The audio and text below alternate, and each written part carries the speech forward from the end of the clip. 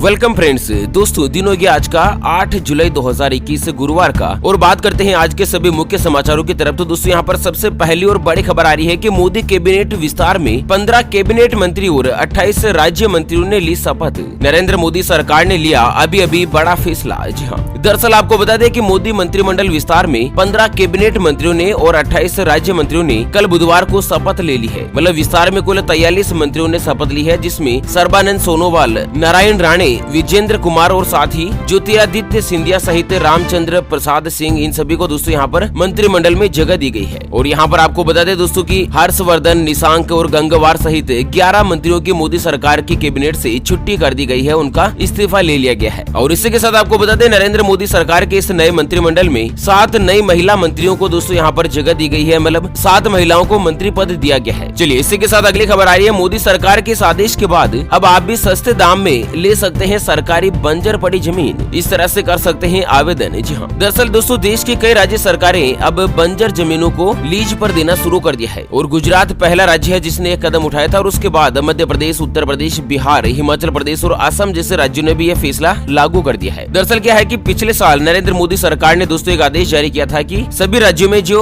जमीनें बंजर पड़ी हुई है, उन सभी जमीनों को सरकार जो है ना वो दोस्तों बहुत ही सस्ती रेट पर लीज पर देने का काम शुरू कर दिया है। जिससे दोस्तों ऐसे किसान परिवार जिनके पास खेती करने के लिए जमीन नहीं है और ऐसे में वो अगर उद्योग धंधा शुरू करते हैं या कोई भी खेती का काम करना चाहते हैं, और अगर वो सरकार से बंजर पड़ी जमीन जो अगर लीज पर लेना चाहते हैं ना, तो ऐसे में दोस्तों आप अपने संबंधित कार्यालय में या फिर राज्य सरकार की वेबसाइट पर जाकर आवेदन कर सकते हैं। इस कानून के मुताबिक 5 साल तक आपसे कोई भी फीस वगैरह नहीं ली जाएगी। अच्छा, आप किसान नहीं है फिर भी दोस्तों खेती करने की इच्छुक है तो भी आप जमीन जो है लीज पर ले सकते हैं। और इसी के साथ अगली खबर है कि कोरोना महामारी से पसीजा इस बिजनेसमैन का दिल, मदद के लिए 1000 करोड़ रुपए देने का किया वादा। जी हाँ, दरअसल कोरोना संक्रमण की दूसरी लहर के मामले देश में लगातार कम हो रहे हैं, और कम होते मामलों के बीच तीसरी लहर को लेकर आशंका जताई जा रही है। कोरोना वायरस की इस संकट की घड़ी में देश के कई बिजनेसमैन मदद के लिए सामने आए हैं, और एक बार फिर से दोस्तों भारत की दिग्गज IT कंपनी विप्रो ने कोविड से निपटने के लिए 1000 करोड़ रुपए दान देने का फैसला किया है। और यह पैसा जो है ना वो दोस्तों वैक्सीनेशन प्रोग्राम में हेल्प करेगा। और वहीं आपको बता दें विप्रो कंपनी ने इससे पहले कोविड-19 के खिलाफ देश की जंग में 1125 करोड़ रुपए की मदद पहले ही कर चुकी है। और यहाँ पर विप्रो के जो फाउंडर है ना अजीम प्रेम जी, उनका कहना है कि ये जो नया 1000 करोड़ का पैसा है वो देश को वैक्सीनेशन प्रोग्राम के अभियान में बड़ा काम में आएगा। और उसके साथ दोस्तों कोरोना वायरस को लेकर एक और बड़ी खबर है। मरने वालों के शरीर में कब तक रहता है वायरस, भोपाल एम्स में हुई स्टडी में हुआ खुलासा। तो दरअसल कोरोना महामारी की तीसरी लहर का जो काउंटडाउन है ना वो जारी है, और बहुत सारे लोगों में अभी भी कोरोना वायरस के प्रति कोई भी जागरूकता नहीं है। और यहाँ पर आपको बता दें दोस्तों कि सावधानियों से ज्यादा जरूरी है वैक्सीनेशन, यानी कि आप कोरोना वायरस का टीका जरूर लगवाइएगा। और उसी के साथ दोस्तों यहाँ पर आपको बता दें कि मरने वालों के शरीर में आखिर कब तक रहता है कोरोना वायरस। तो लाखों जिंदगियां छीनने वाले कोरोना वायरस को लेकर दुनिया भर में रिसर्च चल रही है। बचाव के साथ साथ इसके खात्मे के लिए भी ज्यादा से ज्यादा असरदार रणनीति बनाने की कोशिश चल रही है। और दोस्तों यहाँ पर इस सवाल का जवाब भोपाल के एम्स में हुई एक स्टडी से मिला है। बहरूपीय कोरोना वायरस को लेकर देश में पहली बार इस तरह की स्टडी हुई है, जहाँ पर पहली बार कोरोना संक्रमित मरीजों के शव का पोस्टमार्टम किया गया, जिससे ये पता चला है कि मौत के बाद डेड बॉडी के शरीर में 20 घंटे बाद भी कोरोना वायरस जो है वो जिंदा रहता है। और यहाँ पर दोस्तों एम्स डॉक्टर्स की एक टीम ने 21 ऐसे लोगों की मौत होने के बाद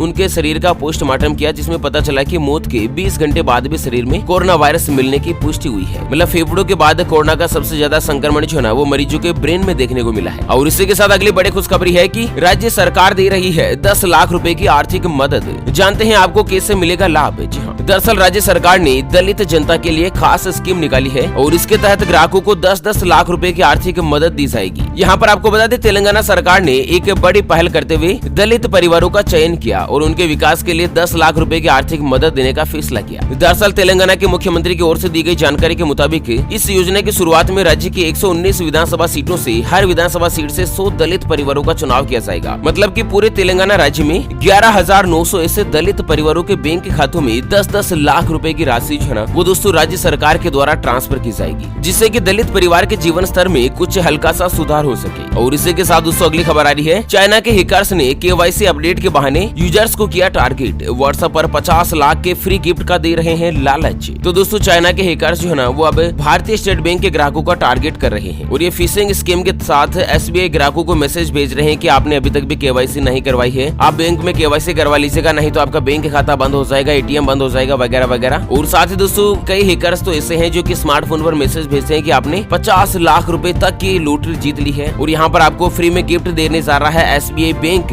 इस तरह का मैसेज भेजते हैं और इन मैसेज में एक वेबसाइट का लिंक दिया जाता है। तो भूल कर भी आप उस लिंक पर क्लिक मत कीजिएगा, नहीं तो आपका बैंक खाता है जो है ना वो दोस्तों बिल्कुल खाली हो सकता है, आपका सारा पैसा जो उड़ सकता है, हैकर्स उसको निकाल सकता है। और बैंक ने दोस्तों एक और नंबर भी जारी किया है। बैंक के मुताबिक दोस्तों 8509007591, इस नंबर से अगर आपको कोई भी मेल आता है, कोई भी SMS आता है तो दोस्तों यह एक फर्जी नंबर है, SBI फ्रॉड करने वाले का नंबर है। तो खुद SBI टीम ने दोस्तों इस नंबर का खुलासा किया है। तो इस नंबर से कोई भी SMS कॉल या फिर एम्बेडेड लिंक जो है ना वो दोस्तों अगर आपको आता है तो ग्राहक इग्नोर कीजिएगा। मैं फिर से आपको नंबर बता रहा हूँ दोस्तों, 8509007591। इस नंबर को आप SBI फ्रॉड के नाम से सेव कर सकते हैं ताकि दोस्तों आपको फ्यूचर में कोई भी फ्रॉड होने से बचा जा सके। और इसी के साथ अगली खबर है कि IRCTC करवाएगी 4 धाम की यात्रा, लॉन्च किया रेल टूर पैकेज। जानते हैं आखिर कब से होगी शुरुआत। तो भारतीय इंडियन रेलवे केटरिंग और टूरिज्म कॉर्पोरेशन ने 4 धाम की यात्रा के लिए रेल टूर पैकेज का शेड्यूल जारी किया है। मतलब अगले 18 सितंबर 2021 से शुरू होने वाले इस टूर पैकेज में आप दोस्तों बद्रीनाथ, जगन्नाथ, पुरी और रामेश्वरम के साथ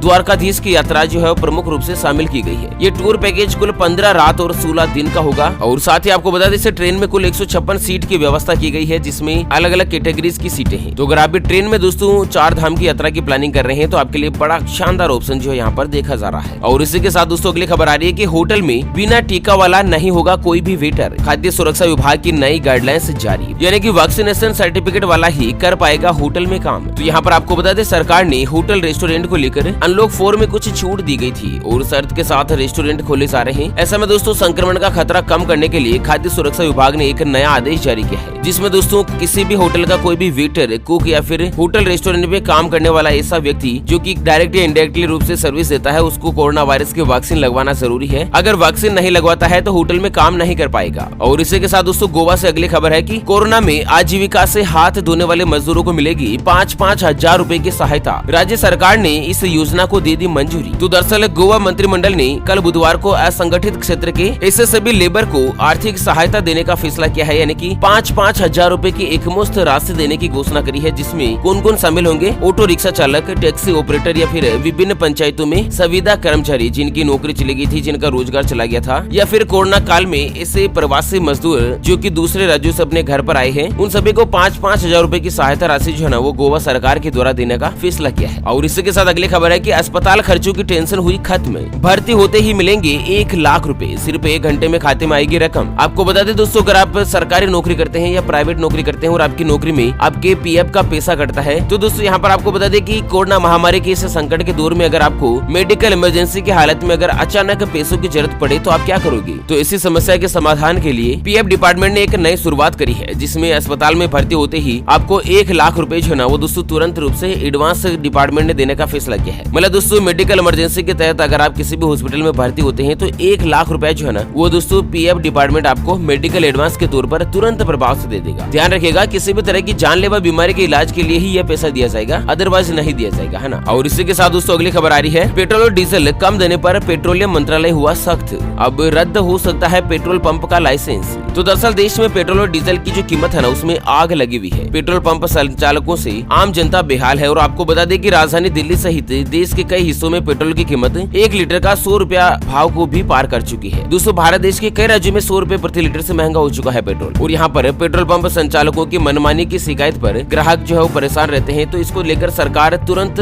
बड़ा एक्शन लेगी। यहाँ पर सरकार का कहना है कि दोस्तों अगर कोई भी पेट्रोल पंप संचालक या तो कम पेट्रोल देता है, मिलावट वाला पेट्रोल देता है, तो उसका जो पेट्रोल पंप का लाइसेंस है वो जल्द से जल्द रद्द कर दिया जाएगा। चलिए अगली खबर है कि अब बिना टिकट भी कर सकते हैं ट्रेन से यात्रा। इंडियन रेलवे ने बनाया कुछ खास नियम। तो दोस्तों अगर आपके पास ट्रेन का रिजर्वेशन नहीं है तो भी आप सिर्फ प्लेटफॉर्म का टिकट लेकर ट्रेन में चढ़ सकते हैं और यात्रा भी कर सकते हैं दोस्तों। हालांकि अगर आपने रेल का टिकट नहीं लिया है, ट्रेन यात्रा का टिकट नहीं लिया है और आपके पास प्लेटफॉर्म का टिकट है ना, तो आप ट्रेन में चढ़ जाते हैं, लेकिन ट्रेन में जाने के तुरंत बाद आपको टीटीई से संपर्क करना पड़ेगा और टीटीई जो है ना वो दोस्तों आपको रेल के अंदर ही आपके गंतव्य तक का टिकट बनाकर दे देगा। और वहीं अगली खबर है कि ममता सरकार ने 5 साल में 1.5 करोड़ लोगों को रोजगार देने का रखा लक्ष्य, कई कल्याणकारी योजनाओं का किया ऐलान। तो पश्चिम बंगाल की मुख्यमंत्री ममता बनर्जी ने दोस्तों अगले 5 साल के दौरान 1.5 करोड़ लोगों को रोजगार देने का लक्ष्य रखा है और इसके लिए कई अलग अलग प्रकार की योजनाएं चलाई जाएगी। और वहीं पंजाब से अगली खबर है कि पंजाब में बिजली संकट लगातार बरकरार, 100 किलोवाट से ज्यादा लोड वाली फैक्ट्रियां 10 जुलाई तक रहेगी बंद। तो इस तरह से पंजाब सरकार ने कुछ फैसला किया, वहाँ पर बिजली संकट चल रही है, बिजली कमी लगातार चल रही है। चलिए राजस्थान से बड़ी खबर है कि आरबीएसई 12वीं बोर्ड की प्रैक्टिकल एग्जाम अब 10 जुलाई तक होंगे। जी हाँ, परीक्षार्थियों की संख्या ज्यादा होने के कारण टेस्ट कराने के लिए अंतिम तिथि जो 10 जुलाई तक के लिए रखी गई है राजस्थान बोर्ड में। चलिए अगली खबर है कि भूकंप के झटके से हिला मेघालय, रिक्टर स्केल पर थी 5.2 की तीव्रता। तो दोस्तों यहाँ पर मेघालय राज्य में सुबह सुबह 5.2 तीव्रता वाले भूकंप के जोरदार झटके लगे। अच्छा, भूकंप के झटके उत्तरी बंगाल के इलाकों में भी महसूस किए गए हैं और यहाँ पर आपको बता दें कि जुलाई महीने में हरियाणा, दिल्ली, महाराष्ट्र और गुजरात में भूकंप के झटके जो महसूस किए जा चुके हैं। चलिए हिमाचल प्रदेश से अगली खबर है कि कैबिनेट का बड़ा फैसला, शादी समारोह में हो सकेंगे 200 लोग शामिल, फर्स्ट और सेकंड ईयर के छात्रों को किया जाएगा डायरेक्टली प्रमोट। तो दोस्तों कॉलेज में फर्स्ट ईयर और सेकंड ईयर के छात्रों को डायरेक्टली फाइनल ईयर में बुला लिया जाएगा, अगली क्लास में बुला लिया जाएगा, लेकिन जो विद्यार्थी डायरेक्टली फाइनल ईयर में है उनको एग्जाम देना ही पड़ेगा। ओके फ्रेंड्स, और इसी के साथ हमेशा की तरह एक नजर डाल लेते हैं अंत में आज के माइंड क्विज यानी कि गिवे वाले सवाल की तरफ। तो दोस्तों आज का माइंड क्विज वाला सवाल आप स्क्रीन पर देख पा रहे हैं, रंगों का त्योहार यानी कि कलरफुल फेस्टिवल किसे कहा जाता है? जी हाँ दोस्तों, दोबारा सुन लीजिएगा, भारत देश में रंगों के त्योहार के नाम से किसे जाना जाता है? ऑप्शन ए दीपावली को, ऑप्शन बी होली को। तो फटाफट से लिखना है क्वेश्चंस का सही जवाब इस वीडियो के नीचे कमेंट बॉक्स में, और हाँ सही जवाब देने वाले किसी एक खास कमेंट्स को सेलेक्ट किया जाएगा हमारी ओपीएस न्यूज टीम की तरफ से और उसे दिया जाएगा एक सैमसंग कंपनी का शानदार ईयरफोन बिल्कुल फ्री। और हाँ, विजेता की घोषणा अगले वीडियोस में की जाएगी। ऐसे में चैनल को सब्सक्राइब नहीं किया है तो जल्द से जल्द कर लीजिएगा। चलिए इसी के साथ फिलहाल के लिए इस वीडियो को यहीं पर देते हैं विराम, फिर से होंगे हाजिर एक और नई और ताजा तरीन ब्रेकिंग न्यूज हेडलाइंस के साथ। तब तक के लिए जय हिंद, जय भारत,